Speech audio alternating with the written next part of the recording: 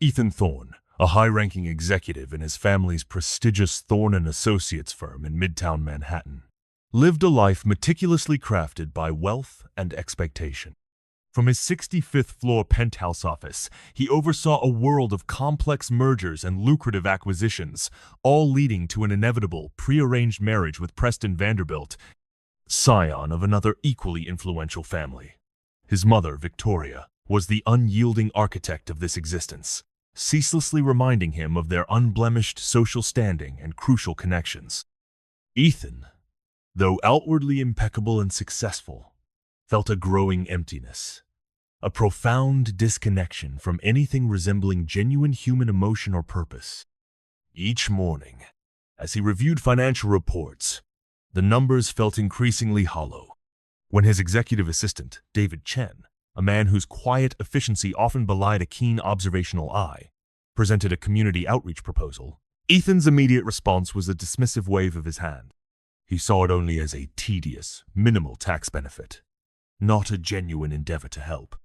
David's quiet, pointed observation, "Just wondering when you became so disconnected from real people," struck a nerve, lingering in the air, though Ethan quickly rationalized it away, choosing to ignore the discomfort it caused. The first visible crack in Ethan's carefully constructed world appeared on a mundane Tuesday morning at his usual artisanal coffee shop. He approached the counter, already mentally listing his demands, when the barista, a young black woman named Maya, calmly informed him they were out of his preferred oat milk. Ethan's immediate reaction was one of entitled irritation, his voice crisp with impatience, as he demanded a price reduction for what he deemed a substandard substitution. He dismissed her polite professionalism, making a patronizing comment about her simultaneous pursuit of a master's degree in social work. Later, overhearing other customers, he learned Maya worked 2 grueling jobs and was raising a child alone while studying, dedicating her precious free time to volunteering at the downtown community center. This small, unexpected dose of reality, revealing a life of struggle and resilience far beyond his comprehension, stirred an uncomfortable flicker of self-awareness within Ethan. The true defining catalyst for change arrived days later, a literal and symbolic collision outside the downtown community center. Ethan's firm was, in a thinly veiled attempt at good PR and tax-deductible generosity, considering a meager donation to the unassuming brick building. Rushing impatiently through the parking lot, engrossed in his phone, he inadvertently bumped into Dr. Zara Daniels, the center's dedicated youth counselor, sending several bulky boxes of art supplies scattering across the cracked asphalt. Ethan's immediate reaction was a surge of entitled anger. He snapped at her, his voice sharp with accusation, and fussed over a faint paint smudge on his expensive Tom Ford blazer. Dr. Daniels, a tall, poised black woman in practical, worn clothes, maintained remarkable composure. Her simple outfit, though not designer, exuded quiet competence and dedication. She swiftly knelt to gather the scattered crayons and paints, her primary concern clearly for the children's supplies, not his petty inconvenience. Her calm dignity, her unwavering focus on the needs of others rather than his perceived slight, disarmed and subtly shamed him, when she kindly, but firmly, urged him to still consider supporting the center. Her deep sincerity resonated, leaving an indelible mark on his rigid perception. That evening, a profound unease gnawed at Ethan. Compelled by an unfamiliar curiosity, he researched Dr. Daniels.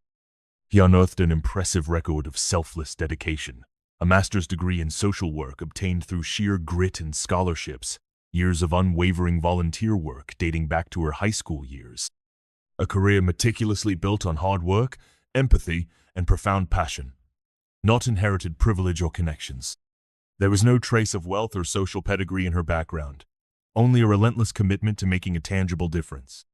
He found himself replaying his rude interactions, the sharp contrast between his own superficiality and her genuine compassion glaringly apparent.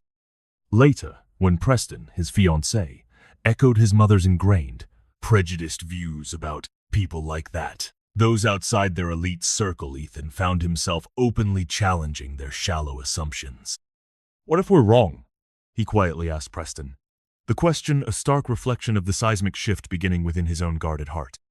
Driven by an unfamiliar, compelling curiosity, Ethan attended the community center's open house the following Saturday. He went alone, a rare venture, without the omnipresent shadow of his family's expectations or Preston's company. He found Dr. Daniels completely immersed in her work, kneeling to connect with a shy boy named Daniel, patiently encouraging a frustrated teenage artist. She radiated a boundless patience and a genuine care that went beyond professional obligation. As Maya, also volunteering there, explained, Dr. Daniels had an uncanny ability to see potential where others see problems. Watching her, Ethan felt a profound sense of connection, a warmth spreading through his chest that had nothing to do with business, profits, or social status, and everything to do with witnessing true, selfless purpose. His gradual transformation, however, created significant friction within his old life. At a high-stakes Vanderbilt family gathering, Ethan, with newfound courage, announced his intention to significantly increase Thorne and Associates' contribution to the downtown community center. His mother and Preston reacted with palpable disdain, their faces a mask of disapproval. They urged him to focus on more appropriate charities, the art museums, the symphonies institutions that solely benefited their social circle and reinforced their elite standing. Ethan, for the first time, openly challenged their narrow, materialistic worldview, defending the children and the center with a raw passion that utterly shocked everyone present, including himself. He felt a chasm opening, irrevocably, between his old life and his emerging, authentic self. The decisive, soul-bearing conversation occurred on a rainy Thursday evening when Ethan returned to the center. He confessed his deep-seated prejudices to Dr. Daniels, admitting his past blindness and his family's ingrained assumptions about people like her. Dr. Daniels listened patiently, her gaze unwavering, her presence a calming anchor. She gently explained that anger without a constructive purpose was self-destructive, and that true, lasting change began with radical accountability, admitting where one had been wrong. She acknowledged his struggle, reminding him that he had, against all his instincts, chosen to return, to ask difficult questions, to genuinely listen and learn. Ethan, recognizing he had been living in a very small, very cold world, confessed his desperate desire to change, even though the path felt daunting and unfamiliar. Dr. Daniels' unwavering belief in his capacity for growth, her quiet strength and understanding, offered him a lifeline he hadn't known he needed. The ultimate test of Ethan's transformation arrived dramatically on a bright Tuesday morning. He arrived at the community center, eager for his volunteering shift, only to find the parking lot swarming with flashing police lights. His heart hammered as he witnessed Dr. Daniels, dignified but visibly weary, being unjustly arrested and handcuffed beside her old, faded SUV. The charge: an anonymous prejudice tip about drug activity at the center. Without hesitation, Ethan stepped forward, his corporate authority now infused with profound moral conviction. He publicly challenged Officer Miller, invoking his prominent name not for personal gain, but to vehemently defend Dr. Daniels and expose the blatant injustice. He declared, his voice ringing with righteous indignation, "Dr. Zara Daniels is one of the most dedicated, selfless people I have ever met. You're harassing a woman whose only crime is caring about kids everyone else has given up on." His unexpected intervention, the presence of a powerful white man from a prominent firm publicly defending a black woman, shamed the officers, and Dr. Daniels was reluctantly released. After the police retreated, their sirens fading, Ethan poured out his profound apologies to Dr. Daniels, not just for the immediate injustice, but for his past prejudices and his unwitting role in a system that perpetuated such biases. She accepted his apology, her eyes holding both pain and understanding, emphasizing that what truly mattered was what came next. In that raw, honest moment, standing under a clearing sky, Ethan's heart overflowed. Driven by an overwhelming surge of gratitude, admiration, and a blossoming, undeniable affection, he reached out, his hand trembling slightly, and gently touched her cheek. Her skin was warm, vibrant beneath his fingertips. Without thinking, without planning, he leaned in and spontaneously kissed her. It was a soft, tentative kiss at first, a question more than a demand. a silent acknowledgement of the formidable barriers they had traversed. Dr. Daniels met him halfway, her lips parting slightly, and the kiss deepened. A quiet, profound affirmation of a bond forged in unexpected understanding, shared vulnerability, and a burgeoning love. When they finally broke apart, both breathless, a comfortable, hopeful silence settled between them, broken only by the distant city hum and the joyful pounding of their own hearts. The crushing weight of his old world seemed to lift, replaced by a lightness and purpose he hadn't known was possible. From that pivotal day forward, Ethan's transformation was unmistakable and unwavering. He became a consistent, dedicated volunteer at the community center, arriving every Saturday morning without fail in his now less important BMW. He taught basic financial literacy to teenagers, patiently guiding them through concepts like budgeting, credit, and investment, genuinely connecting with each child, earning their trust through his unwavering presence and sincerity. He confided in David Chen, sharing his growing happiness and his unshakable decision to permanently end his engagement to Preston, a choice that infuriated his mother to the point of disowning him. His old life, once so imposing, now felt increasingly distant and irrelevant, replaced by a profound sense of authenticity and purpose found in selfless service. He spent his evenings with Dr. Daniels at the center, helping her with administrative tasks, their connection deepening with every shared moment of quiet work and heartfelt conversation, their hands often brushing, a silent language developing between them. The definitive climax of Ethan's journey occurred during a highly anticipated board meeting at Thorne & Associates. With quiet but resolute conviction, he announced his immediate resignation from the firm, effective that very day.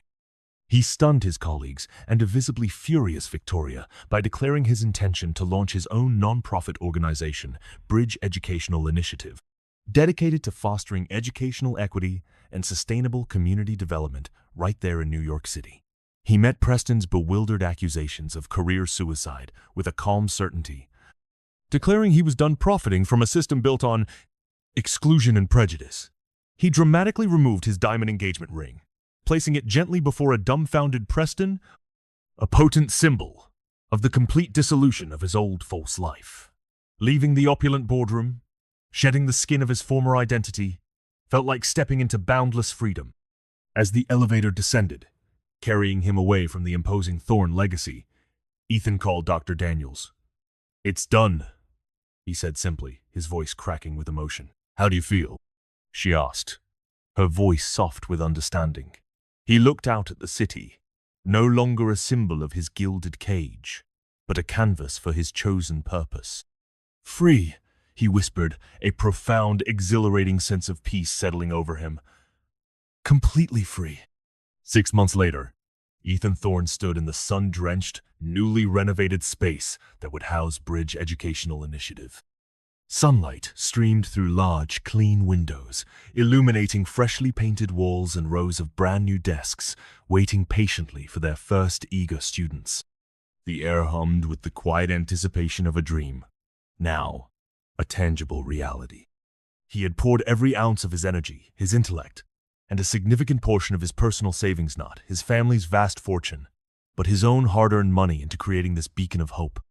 It was a space built not on inherited wealth, but on tireless effort and profound belief.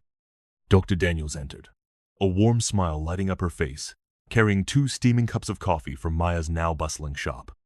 Maya, Ethan was delighted to note, had recently been promoted to manager and was now on the verge of finishing her master's degree with honors, a testament to her unyielding resilience. "Nervous?" Dr. Daniels asked, handing him one of the cups, her fingers brushing his. "Excited," Ethan corrected, a broad, genuine smile spreading across his face, a smile that finally reached his eyes. He accepted both the coffee and the gentle, affectionate kiss she placed softly on his temple. Their relationship had blossomed into a deep, loving partnership, built on mutual respect, shared dreams, and a profound, quiet understanding, rather than hollow social expectations or the illusion of wealth. Suddenly, the door burst open, and Daniel, now 13 and brimming with newfound confidence, rushed in, clutching a vibrant portfolio of his artwork. "Mr. Ethan, I got accepted to the summer art program at the Cooper Union," he exclaimed, his eyes wide with disbelief and joy. "That's wonderful, Daniel," Ethan exclaimed, pulling the boy into a warm, genuine hug. The hug felt real, tangible, a stark contrast to the sterile, obligatory embraces of his past. He squeezed the boy who'd unknowingly started his journey toward authentic living. "You've worked so hard for this, son. I knew you could do it." As Daniel ran off to share the news with Maya, who was now helping with new student registrations in the corner, Dr. Daniels slipped her arm around Ethan's waist, leaning into him, her head resting on his shoulder. "Any regrets?" she murmured, her voice soft, understanding. Ethan thought about his old life, the impressive title at Thorne and Associates, the substantial salary measured in millions of dollars, the exclusive social status that had once felt so vitally, suffocatingly important. He thought about the endless, sterile dinners, the superficial conversations, the hollow feeling that had once resided in his chest. Then he looked around the bright, hopeful room that would soon be filled with young people hungry for opportunity and guidance. He thought about Daniel, about Maya, about Dr. Daniels herself, a woman who, despite not having the inherited advantages of his world, had shown him what true wealth really was: a life rich in purpose, connection, and love. "None," he stated with profound certainty, pulling her closer, his voice filled with a deep, abiding peace he'd never known before. "I spent 28 years living someone else's idea of success, following a path that was never truly mine. Now, I'm living my own, and it's everything." Through the large windows of Bridge Educational Initiative, he could see the modest downtown community center across the street, the unassuming building where everything had fundamentally changed, where a clumsy collision with scattered art supplies had, in fact, shattered his ingrained prejudices as well. Where a patient, compassionate black woman, through her own tireless hard work, unwavering empathy, and boundless heart, had shown him that love wasn't about finding someone who fit neatly into his pre-existing exclusive world. Instead, it was about courageously expanding his world, breaking down its walls, and embracing someone truly worth loving, someone who ignited his soul. The future stretched ahead, uncertain but authentically his, challenging but profoundly meaningful.